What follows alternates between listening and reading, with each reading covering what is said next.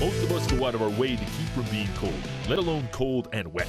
However, there is a growing movement that is seeing people willingly immerse themselves in ice-cold water for minutes at a time for what they believe are the many health benefits associated with tricking your body into thinking you may be freezing to death. Cold water immersion therapy, cryotherapy, or simply cold water therapy is said to offer a multitude of health benefits, including promoting the healing of sports-related injuries, detoxing the body, all the way to helping stimulate weight loss. As such, its popularity is on the rise amongst the health-conscious community. Today, we explore the ins and the outs of the cold water therapy phenomenon and how getting yourself freezing cold may just be the key to longevity. Hey, Calgary, I'm Kevin Chorney. Thanks for joining us tonight. I'm joined by Josie Ganos from Eco Not Ego International. Josie, first off, thanks for being here. Thank you for having me. Now, you got to tell me and everybody else at home, what exactly is Eco Not Ego International? What are you guys all about? Yeah, you know what? Spencer's my business partner. We're both co-founder of Eco Not Ego International. Okay. We had started it kind of as a passion project. We wanted to bring awareness about pollinators and beekeeping, about environmental issues, about health issues. And that's kind of just transpired into what we are kind of now, which we're selling products, honey healing products. Cool. Along with we're working on our Be Aware Alberta program, which is going to be a free program for people to come and learn about pollinators, pesticides, get involved with beekeeping. Wow. And yeah, so that's all in the works. That's what you guys are keeping busy. Yeah, we are. So over December 9th and 10th, Eco Not Ego International is hosting what you guys have coined a cold energy habit workshop. Yes. So what's this all about? Yeah. You know what? The biggest thing that we had noticed was in order for people to care about other species, they have to first, care about themselves and their own health. Spencer and I had both kind of gone through some health issues, health struggles, and we really realized that if you don't have your health, you really don't have much of anything. So we wanted to create a workshop where people can get involved. We learned about a gentleman named Wim Hof, who is practicing cold water immersion mixed with breath practice and meditation, which gave us some huge inspiration because he's doing some really fantastic things, being able to heal mass amounts of people with different illnesses. So we wanted to kind of take that inspiration and put our own little Eco Not Ego twist on it.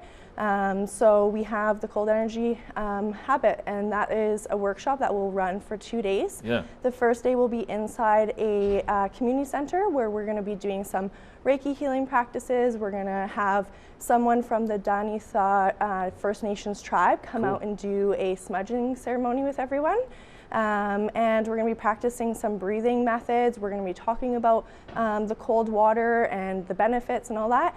And then the day 2 will actually be taking people out to a very remote mountain spot that's absolutely amazing. It's very beautiful. Yeah. And those who are feeling ready and confident will get into the water and practice the method. And those that maybe are not so interested, they can come out and join the day in the mountains. Yeah. Maybe dip their toes in or encourage from the sidelines. Oh, you're going to get a lot of toe dippers. Yeah, for sure. It's going to be cold, right? Yeah. So you mentioned Reiki, though. Reiki Yes. and then the smudging therapy. Yes. I just kind of want to touch base on that. For sure. For those that aren't in the know, frankly, that's kind of me to a degree as well. Yeah. What is Reiki? Reiki is an energy healing. So it's working on a lot of the different chakras.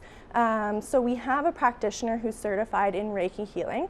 So she's going to come out and she's kind of designed a group healing session using some kind of innovative methods. Okay. And she'll be doing a session with everyone who's in attendance. So it'll be really interesting, and you'll have to kind of come out to get the get a real vibe for it. the full intel. But yeah, and then the whole ceremony of smudging, a lot of First Nations do that. It's a way of ridding and cleansing kind of the negative and bringing forth new karmic energy and stuff. So we really want to get people kind of like in their emotional state so they can kind of be open to the healing and stuff. And I see. Yeah, sure. So and have them prepared. Yeah. Have them prepared for day 2 for getting into the water. Yeah, day 2 though. Yeah. That to me is a little bit intimidating. The thought of immersing myself in a freezing cold mountain lake, to put it lightly, not a thought that I would usually entertain very often. Yeah. And how is being freezing cold like that going to aid in my health? Well, you know what, for many reasons. The first one is the fact that you just said that's not the first thing that you would think to do, nor is it something that you necessarily would deem pleasant. The cold for humans is something we, tend to try to stay away from. We like to be, cozy and warm in our houses and, drinking tea and all that. Sure. But cold resilience is something that I feel like all humans should be participating in. So kind of like get out of your comfort zone first and foremost. Totally. So okay. First of all, you're overcoming a mental barrier. So that's a huge one. So the fact that you've even decided, okay, I'm gonna, go out, and whether you even get into the water or not is kind of at that point is you've already broken past one barrier. So once you're kind of there, I've noticed in the past with bringing other people out, they are kind of on the fence, not sure if they're going to get into the water. And once they're actually there and they feel the energy and, I'm getting in there and I'm getting pumped up and I'm doing my breathing method, all of a sudden they're like, you know what, I feel like I'm confident enough to get in there too. And so, the energy really changes once you get out there. And that's really why we wanted to make the workshop is because, it's hard for us to just say, you know what, get out there and go in cold water and it's going to do this, this, and this. That's nice, but, who's going to encourage and who's going to really prompt that? So that's what we really want to do is make a safe environment for people to kind of come out and practice and overcome some of these barriers. So there is some really interesting benefits of medically. Like for example, and this one made the most sense to me when I was doing a bit of research and prep for the show. When we are that cold, our natural response is for our body to warm our core. And that actually burns a heck of a lot of calories. Yes. And in doing so, a lot of people are treating this cold water therapy as a brilliant weight loss tool. What are some of the other, I guess, benefits? Well, the reason why this is actually used as a form of weight loss is because it builds something called mitochondria-packed brown fat cells. Brown fat cells. So what that does is brown fat, it is able to have long energy expenditures. So you're able to, heat your body, you're able to burn fat, and, that's definitely the type of fat that we want to have. But back in the day, they used to actually think that humans, except for babies, had brown fat. So we thought we didn't have any brown fat at all. And then in 2009, a study was done, and they studied those who were put out into cold exposure and studied their brown fat cells, and noticed that those who were exposed to cold had gained much more brown fat cells, which they didn't think was actually even possible. Interesting. So so they're finding that the one way to gain, strong brown fat, which Wim Hof, he has an immense amount of brown fat cells, along with the ability to create more brown fat than we ever thought was possible, which makes him much more resilient. He's able to, withstand the cold for long periods of time. He's able to eat one meal a day and still have, enough energy to hike Kilimanjaro in his shorts. 1 meal a day? Yes, he only eats 1 meal a day. So it's very interesting. The other type of benefits would be to the immune system. With long-term use, it's going to definitely, enhance the immune system, and you actually are able to start to control the immune system once you're practicing for long periods of time. The breathing is another thing, oxygenating your body. That makes sense. It's going to lower alkaline your body. It's going to increase your pH balance, which will give you much more stamina. You're gonna, if you can say in one word, it would make you superhuman-like.